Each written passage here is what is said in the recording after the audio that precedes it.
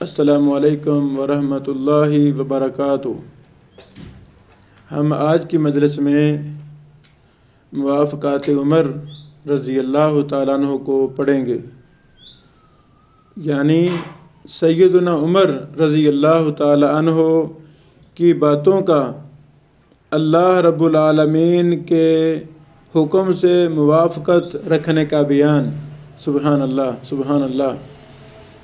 ادھر زمین پر عمر بن خطاب رضی اللہ تعالیٰ عنہ کوئی مشورہ دیتے تھے، ادھر سے اللہ رب العالمین اس مشورے کے مطابق قرآن بنا کر بھیج دیتے تھے۔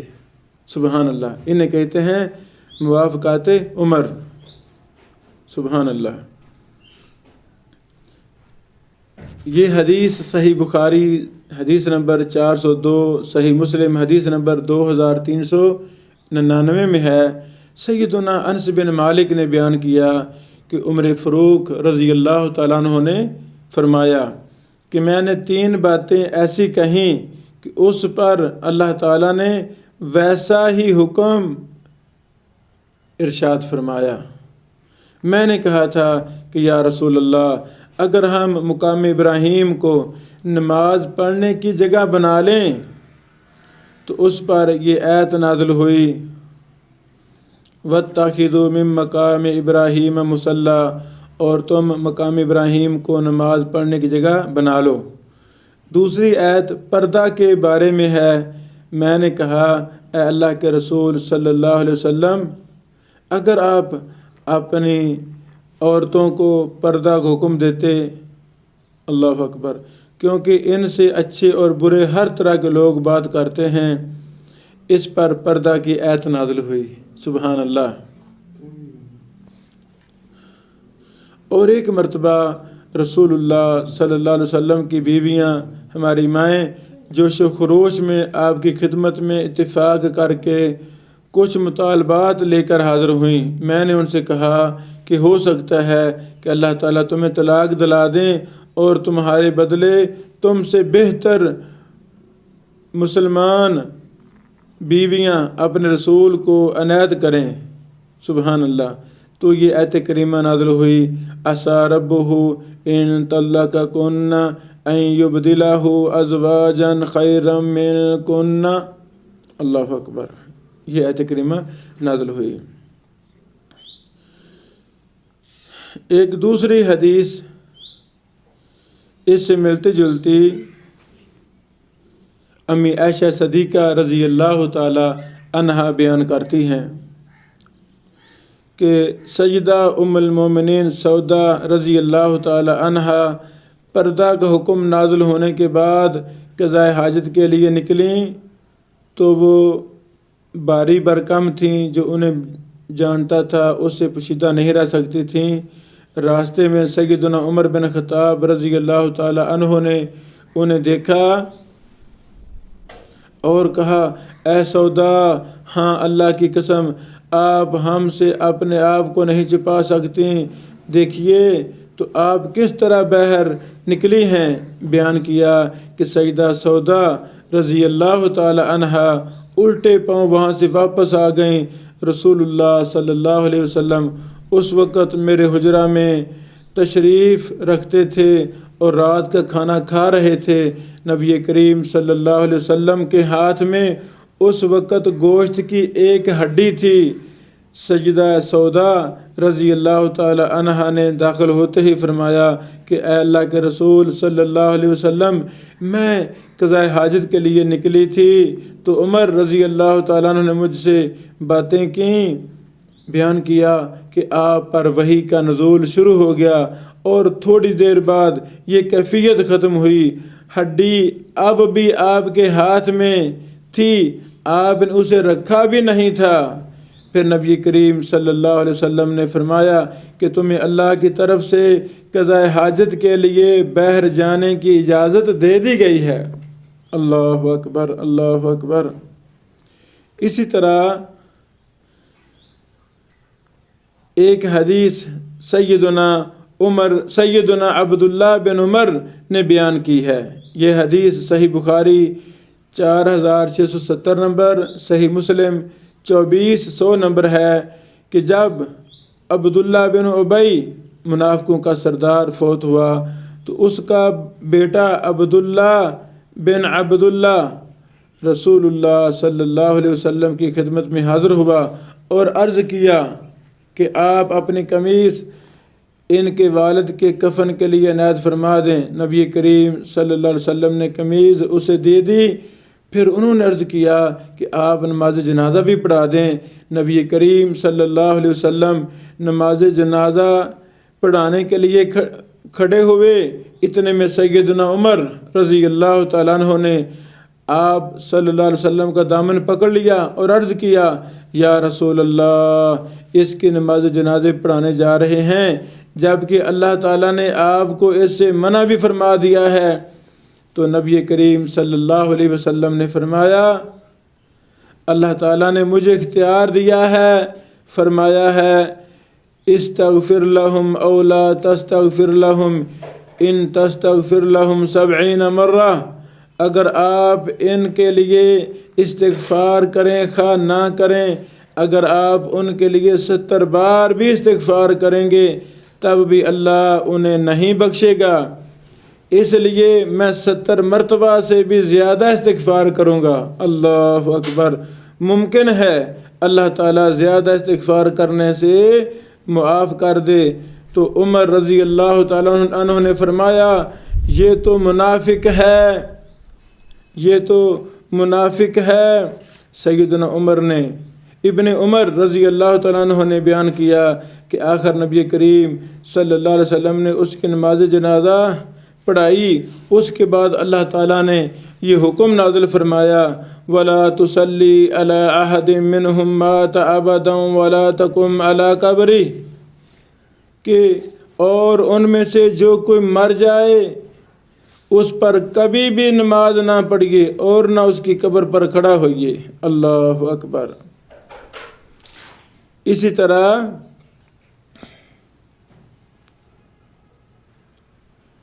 اسی حدیث کو سیدنا عمر بن خطاب خود بھی بیان کرتے ہیں، اور یہ صحیح بخاری میں واقع ہے 4671 نمبر۔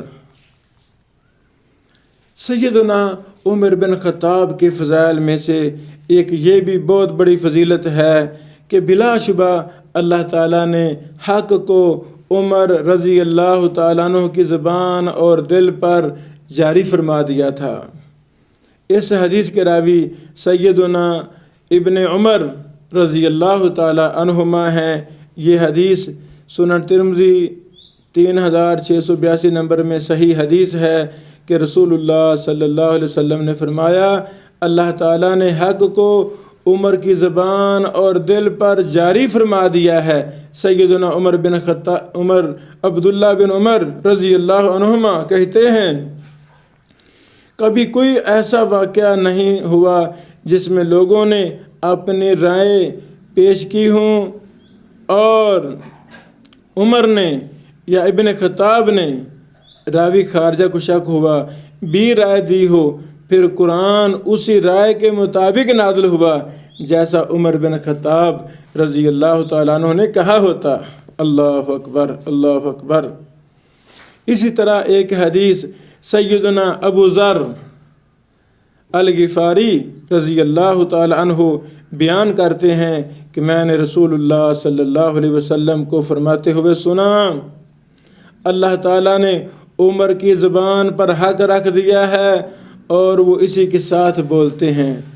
ابو داود حدیث نمبر 2962 صحیح درجہ کی یہ حدیث ہے۔ اللہ اکبر! اور اسی حدیث کے راوی سیدنا ابو ہریرہ بھی ہیں، اور یہ فضائل احمد بن حنبل فضائل صحابہ امام احمد بن حنبل کی کتاب، اس میں یہ حدیث ہے زبید عبداللہ بن عمر سے میں سے 315 نمبر حدیث ہے۔ اللہ اکبر! ایک اور حدیث ام المومنین امی عائشہ صدیقہ رضی اللہ تعالیٰ عنہ بیان کرتی ہیں کہ رسول اللہ صلی اللہ علیہ وسلم نے فرمایا، کوئی نبی ایسا نہیں گزرا جس کی امت میں ایک یا دو معلم نہ ہوئے ہوں۔ اگر میری امت میں کوئی معلم ہوگا تو وہ عمر بن خطاب ہوں گے۔ بلا شبہ حق عمر کی زبان اور دل پر رکھا ہے۔ اللہ اکبر، اللہ اکبر۔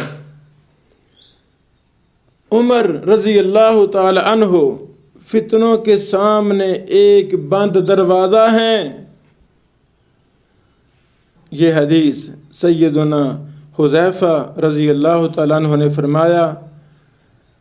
انہوں نے بیان کیا کہ ہم سے عمر نے پوچھا کہ فتنہ سے متعلق رسول اللہ صلی اللہ علیہ وسلم کی کوئی حدیث تم میں سے کسی کو یاد ہے؟ میں نے کہا کہ میں نے اسے ویسے ہی یاد رکھا ہے جیسے نبی علیہ الصلوۃ والسلام نے بیان فرمایا تھا۔ عمر رضی اللہ تعالیٰ عنہ نے فرمایا کہ تم رسول اللہ صلی اللہ علیہ وسلم سے فتن کو معلوم کرنے میں بڑے جرت مند تھے۔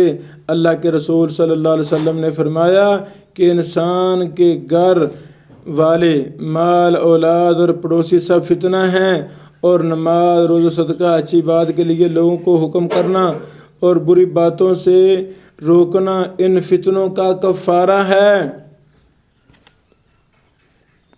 ان فتنوں کا کفارہ ہیں۔ عمر بن خطاب نے فرمایا میں تم سے ان فتنوں کے متعلق نہیں پوچھ رہا، بلکہ مجھے تم ان فتنوں کے بارے میں بتاؤ جو سمندر کی موج کی طرح ٹھاٹھے مارتا ہوا بڑھے گا۔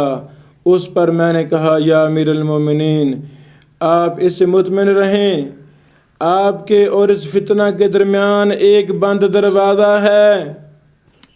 پوچھا کیا وہ دروازہ توڑ دیا جائے گا یا کھولا جائے گا؟ میں نے کہا کہ توڑ دیا جائے گا۔ عمر رضی اللہ تعالیٰ عنہ بول پڑے، اللہ اکبر، بول اٹھے کہ پھر تو وہ کبھی بند نہیں ہو سکے گا۔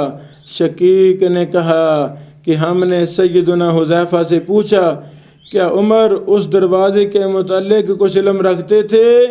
تو انہوں نے کہا کہ ہاں، بالکل اسی طرح جیسے دن کے بعد رات کے آنے کا۔ میں نے ان سے ایسی حدیث بیان کی ہے جو قطعاً غلط نہیں ہے۔